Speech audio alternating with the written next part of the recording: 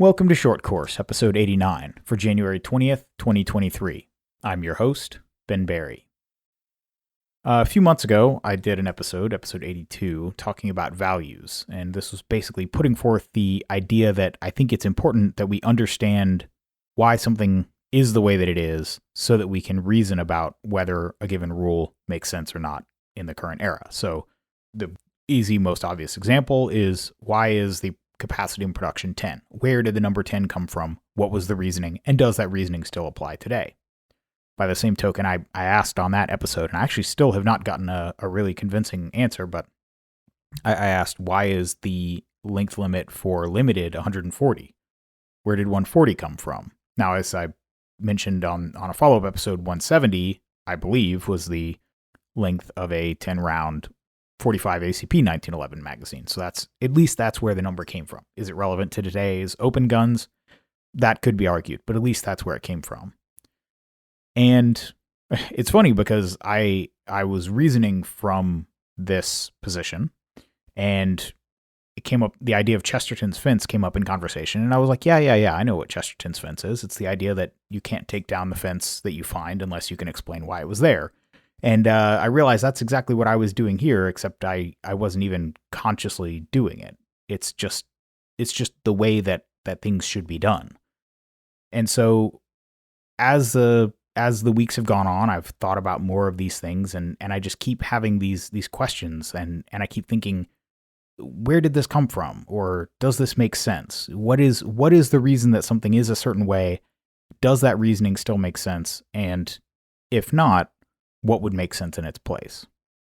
So, for example, one thing that I've been thinking about, so this week was SHOT Show, and so there was just tons of new gun announcements and things coming out, and even before SHOT Show, Dan Wesson announced their long overdue, long awaited DWX pistol, which is basically a cross between a 2011 and a CC75. And then this week at SHOT Show, Beretta announces that they're coming out with a new single action only version of the 92X, which by all means looks like a nice gun. And that got the wheels turning and got me asking, yeah, especially based on the conversation on the Overhauling Production podcast from a few weeks ago, what is the point of requiring production to be double single or a striker fired gun? And obviously, I wasn't there. I would love to talk to anyone that has some firsthand knowledge of what the discussion was at the time. But if you turn the clock back, it makes a little more sense. I mean, the production came around in 2000, and that was a time when there were Glocks out there, and people were buying them and interested in shooting them, but they weren't necessarily that widely used. There was still some skepticism about this whole, how can it be safe if it doesn't have a thumb safety or a heavy double action trigger pull? You know, you look at the guns. Smith & Wesson this was the era before the M&P when Smith & Wesson was making their, I don't know if they were still in production, but the kind of cool gun was the Smith, third gen double single guns. If a police department was issuing a semi-auto, it was almost certainly not a 1911. They were not issuing 1911s to rank and file. It was probably some kind of double single, a Beretta 92, a Smith third gen, something like that. And then at the same time, the U.S. military was still issuing a double single gun. And when you really step back and think about it, the mechanism of a double single gun is really kind of dumb. I mean, the idea is basically you have to really want to take that first trigger pull, but then once you fired that first shot, bombs away. And I mean, if you don't want to have to train somebody to deal with a thumb safety, then maybe that's a good system. But ultimately, it really is the kind of system that you would use in a military or a police force where training is at a premium, where you're not expecting to have sort of highly trained people. And okay, I get it. At the time, double single guns were de facto in police departments and in the U.S. military and probably overseas militaries. But 23 years later, the U.S. military is issuing a SIG 320. They're issuing a striker gun. I would imagine, I don't know, but every police department around here issues some kind of polymer frame striker fired gun. And so we're at a point where duty guns have moved to basically standardizing from being a double single gun to being striker guns. And you can argue, I mean, I don't know how far back, I don't know when the first widely used double single gun was. I mean, the oldest sort of widespread one that I'm aware of would be the Walther P38, which, I mean, that's a 40s era piece of technology, and that replaced the Luger, which I believe had a thumb safety on it. But you look at the 1911, you look at the Browning High Power. These are single action guns. This technology has been around for a long time. It just wasn't adopted by police departments and militaries for whatever reason. So all of that to say, does requiring double single or striker, especially in the age of modern, really light, crisp striker aftermarket assemblies, even without external modifications, even in if you imagine a rule set in production where you weren't allowed to put in an aftermarket trigger shoe, you can still get a pretty crisp 3-pound Glock trigger that is very shootable with just changing internal components. And so does this, and I'm sure I'm not the first person to say this, but does this idea that production should not allow single action guns, does that make sense in the modern era? And this is one place where I would say I don't necessarily think it does. If someone came to me and said, hey, Ben, you get all the stuff you asked for, 15-round production, it has to go back to being a stock gun produced 2,000 or more, available to the general public, you can't modify it, it has to be within 2 ounces of stock weight and all that, but we're going to allow single action guns, and all your CZ75s, your Shadow 2s, your Tanfolios, all those can just start hammer back with the thumb safety on. I don't see a problem with that, because if we look historically, what was the reason for having that rule about first double single and then striker guns? It was rooted in the fact that those were the issued duty guns of the day. Well, the issued duty guns of today are striker guns, and with modification, they can easily be every bit as good as a single action trigger. So I actually don't have an issue with going to single action guns in carry optics, in some theoretical production optics, or even in regular production. And it's funny, the more I thought about this, the more I actually realized that in a lot of ways, actually allowing double single guns like a CZ75 or a Tanfolio, allowing them to start single action only would actually enhance the approachability of a division like production or production optics, because no longer would you even need to, I mean, take a Tanfolio, for example. Out of the box, the double action is not great, and they need a little bit of work. Now it's work you can do at home, swap some springs, polish a little bit, but you need to do that work. Whereas to some degree, if you could just take an out of the box CZ75, Tanfolio, any double single gun with a thumb safety, right? So, something like a Beretta 92 with a decocker safety where you can't start cocked and locked. Well, okay, they would have to go to double action to holster. Just that's the only safe condition that gun is designed for. But a Beretta 92X with a thumb safety, if you just bought that, you wouldn't need to mess with getting the double action nicer. You could just show up, shoot it cocked and locked, and if you wanted to work on the trigger, then you could. But actually, if we look at what the values of a stock gun production division are, in some ways, allowing modern double single guns to just start cocked and locked if they can be safely holstered that way enhances that. It doesn't diminish it. And so that's just one of those examples where when you establish the values that you're trying to accomplish and you look at why rules were created a certain way, sometimes you actually end up in somewhat of an odd situation. But again, to me, it actually, the more I think about it, the more allowing single action guns into production and carry optics, I can't come up with a good reason not to allow it at this point. Another one that, again, I've just kind of been ruminating on is the way the USPSA classifier system works, specifically the fact that we don't have a single classifier stage, or I guess now two, like IDPA, they added a second one.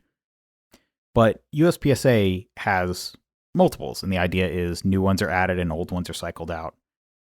But right now, I couldn't see a count on the page, but I just scrolled through and I counted 92 classifiers that are currently active for USPSA. And for each classifier, obviously you have to have an accurate high hit factor for all 8 divisions. And so that's just a huge number of data points to get right. And I think we all know that not all classifiers are well calibrated. Not all of them have an appropriate high hit factor. It's either too high or too low. Maybe in one division it's fine, but in another it's not. There was actually some really interesting data from competition shooting analytics on Instagram this week about which divisions generally had easier or harder classifiers, but also just across divisions, which ones were the easiest and the hardest.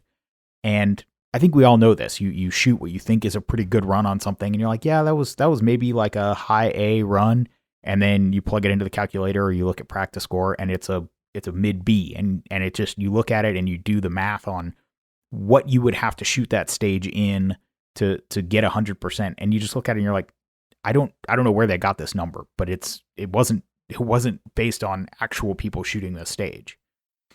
And so the question is, how many classifiers does it make sense to have? And what should the breakdown of those classifiers be? So another discussion that came up recently was this idea that people in 10-round capacity states, okay, we need to make sure that there are some classifiers that they can shoot, so they're not shooting stages that require more than 10 rounds without a reload against people who don't have to do that reload. So, some fraction of the classifiers absolutely should support those people. But it was something like, somebody counted, there's something like 70 odd classifiers that meet that criteria alone. So 70 odd of the 92 that we have meet that criteria. And so the more classifiers that we have, the harder it is to keep them all accurate. And so the question is, what is the right number of classifiers to have active in USPSA at any one time? The number is definitely bigger than 1 and smaller than 92, but what's a good middle ground? What can we actually realistically do? And maybe 92 with better processing, if there was some kind of automatic algorithm, 92 high hit factors times 8 divisions, maybe that's actually automatically doable if it was not as much of a manual process as it seems to be. Again, nobody really talks about how the high hit factors are set, and the thing that's published about it being the average of the top 10 runs on record, that doesn't seem to be the way it's actually done. So maybe we could do 92, but as with anything within those 92, a few of them get run the most. And so is there some way that we could winnow down the list of classifiers to some number that's more appropriate? What number is that? I can't say for sure, but 92 is probably too many.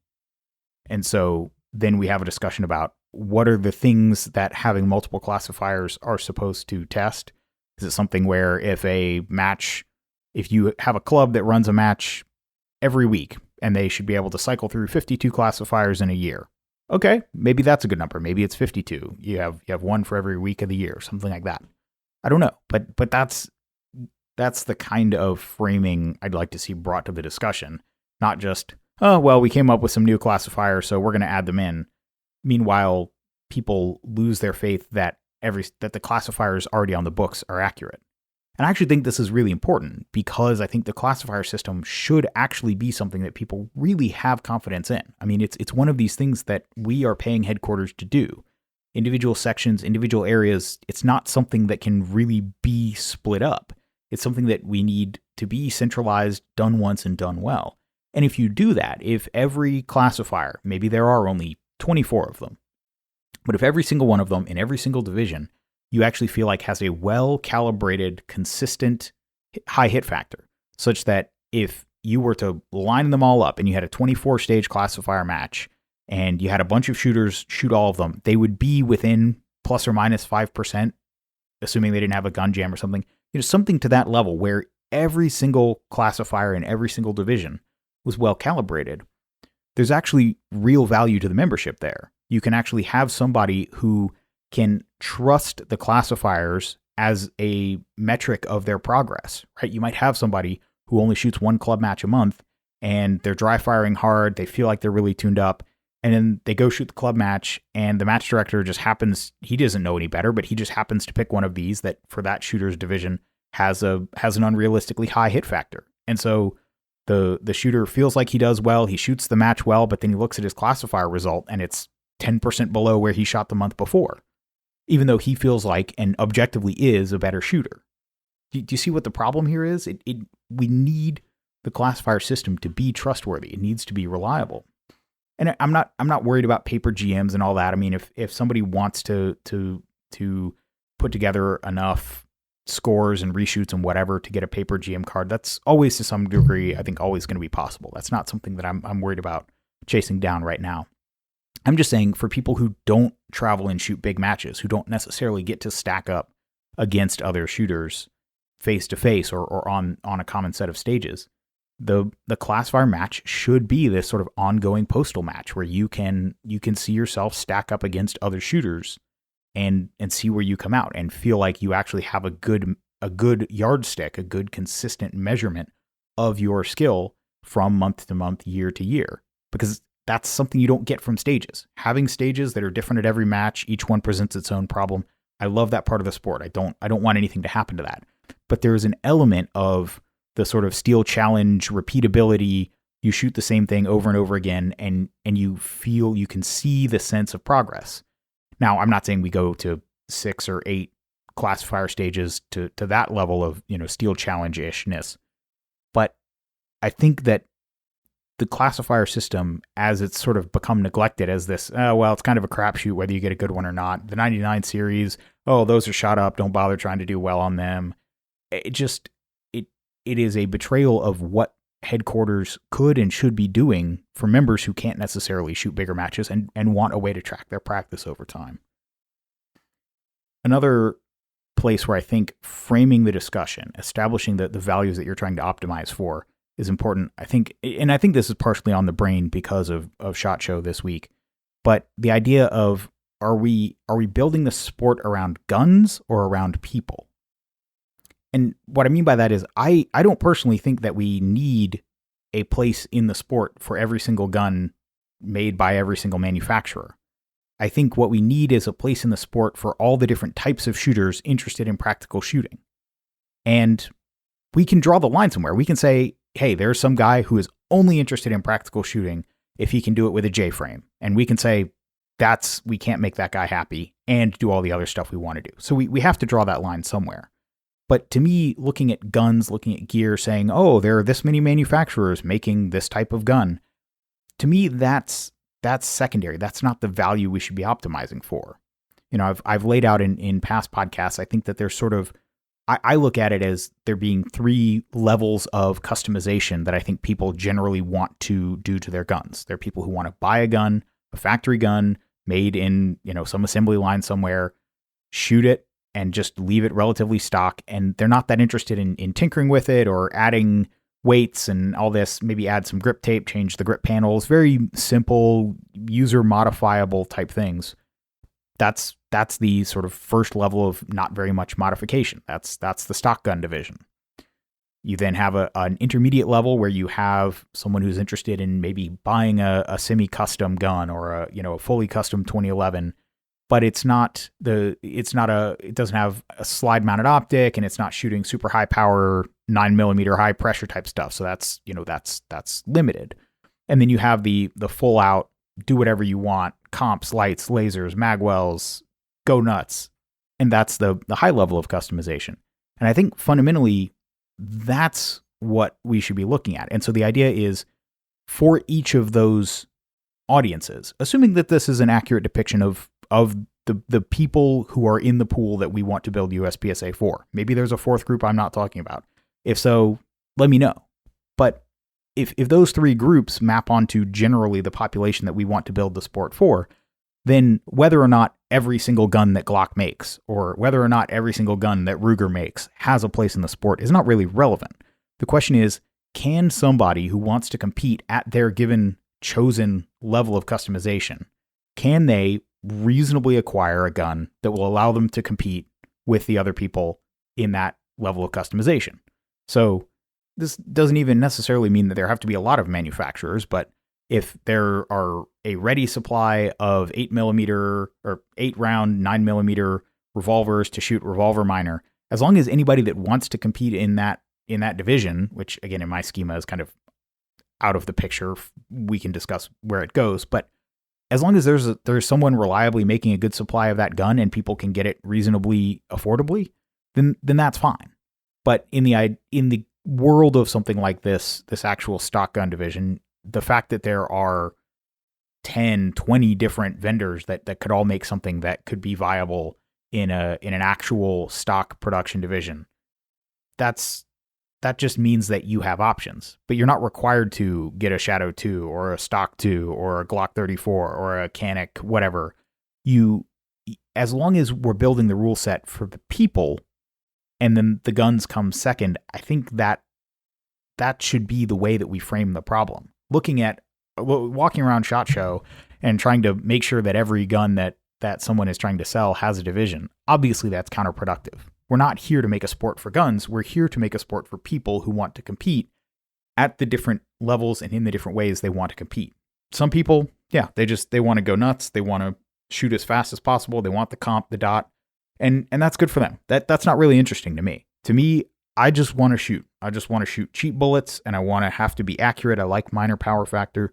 And so to me, having an actual production stock gun division that doesn't require me to put base pads and springs in my magazines such that they no longer lock back when empty, which again, as I've said before, if you ask me on my carry gun, do I want an extra round of capacity or it to lock open when it's empty? I'll take it locking open when it's empty. That's a lot more practical in the sense of knowing when your gun is empty.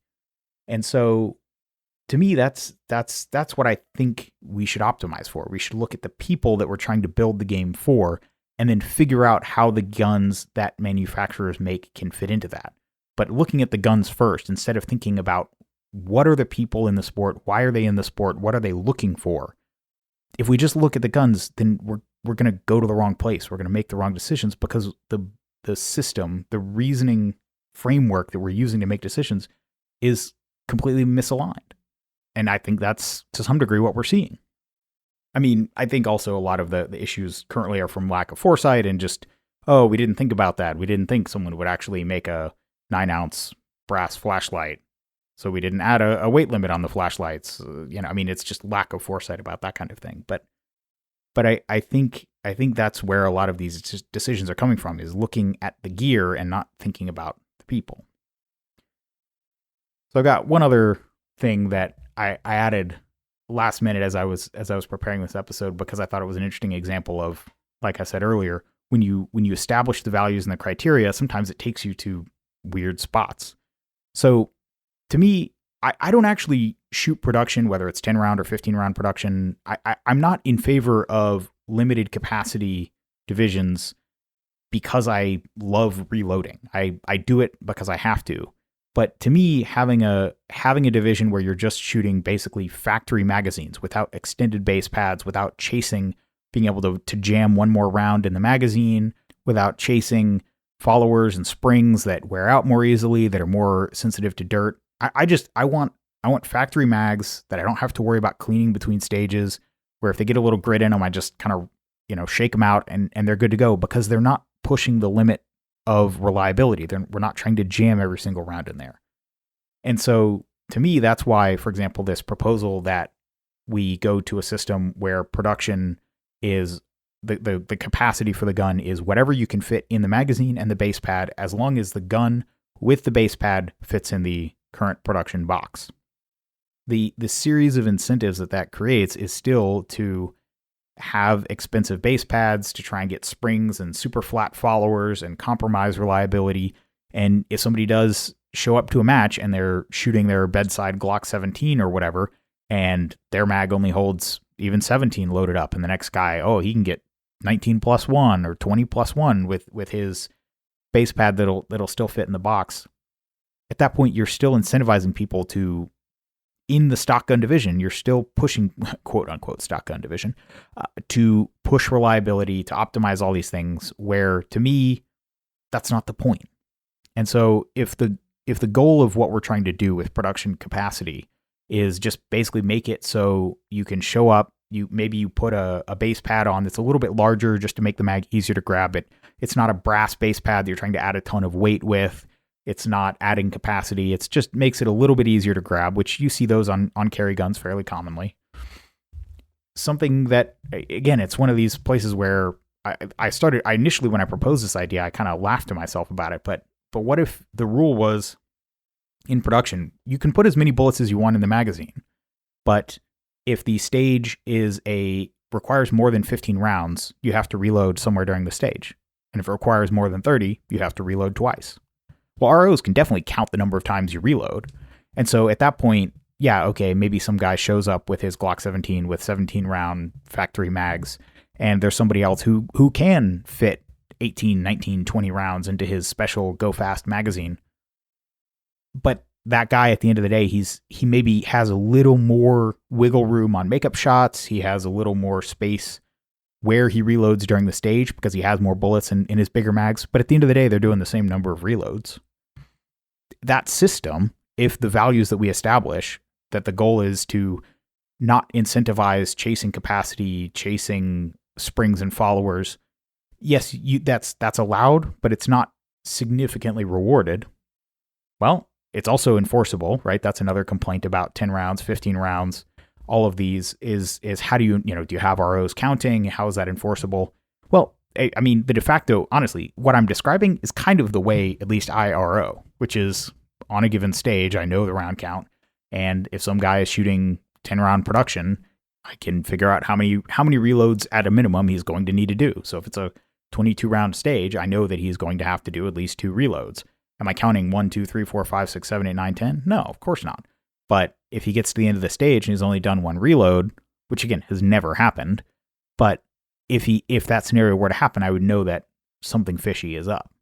And so again, I think if we establish the values, if we establish the goals that we're trying to reach, then we might come across unconventional solutions. But I think that's actually exactly where we want to go. Now, am I saying this method of, you take the round count, divide by a certain number and round down, and that's the minimum number of reloads in the stage? Am I saying that's the best option? No, but I'm saying it's not the worst that I've heard either. And so I think it's another one of these examples where we need to figure out what's important, what we're optimizing for, and then we figure out how we get there. It's sort of like someone going on a road trip and they don't have a map. It's just every intersection they come to. It's, do we go left, right, or straight? That's the way that the current board feels and has felt for years. It feels like there's no map, there's no plan, there's no vision. It's just, all right, we're here. What's the next turn? What's the next turn? And so there's this aimlessness, this feeling of what's going to come next. We don't know. And it doesn't seem like it's actually heading in any coherent direction. And I think I know I'm frustrated with it. I think a lot of the people out there shooting the sport are frustrated with it. And I think we need vision. We need values. We need to establish what's important and then figure out how to get there. And I don't see that right now happening. Obviously, I am running for Area 6 director. That's one of the things that I would like to bring to the role, and just generally the approach that I take when I analyze problems like this. So hopefully that's interesting, thought-provoking. Definitely send me an email if you have some thoughts about what I've said here. It's always interesting to get a response back if something resonates or it doesn't, or hey, here's the thing you haven't thought about. Those are actually the emails I love getting the most, because I want to make sure I'm balancing all the trade-offs, and I can't balance things I'm not aware of. So when somebody tells me about something, they've done me a favor. So I know I say it at the end of every episode, but definitely sit down, send me an email. I'm curious to hear what you guys out there listening to this think, good or bad. Well, that wraps up this episode of Short Course. My email is ben@berryshooting.com. Talk to you next time.